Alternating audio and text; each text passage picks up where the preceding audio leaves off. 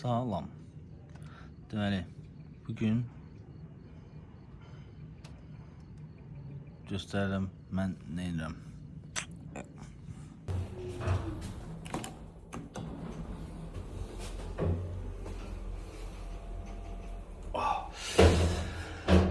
Hələ də yuxuluyam. Deməli, birinci gedirəm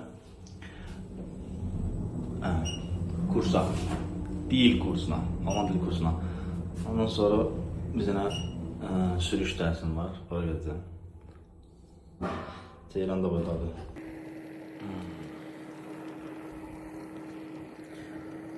Bomba kimi hava var.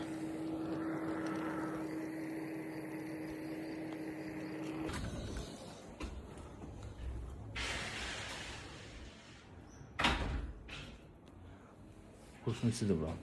Sessiz olmaq lazım.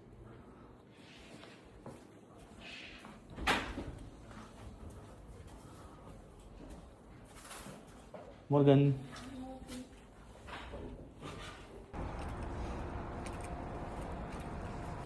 Gedirəm indi sürüşərəm.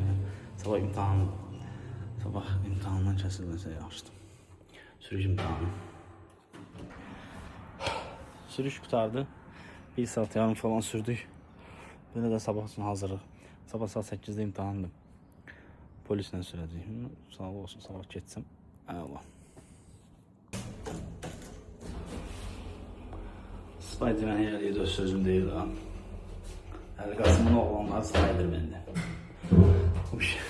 Gedirik indi işe. 8 saat iş, sonra bir de ev. Akşam da dünya çempionatı var. Hallo. Hallo. Kommst du zum Schwitzen? Für was? Zum Schwitzen? Schwitzen, ja. Wir sind heute alle schweißgebadet. Ja. Aber.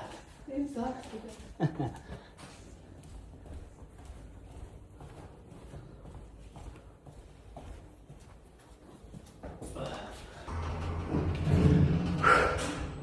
İşten çıktık, iş bitti.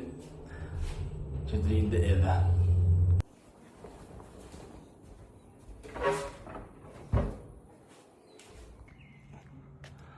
Havaya bax, necə möhtəşəmdir. Saat 10'un yarısıdır. Amma hava hələ də işıqlıdır.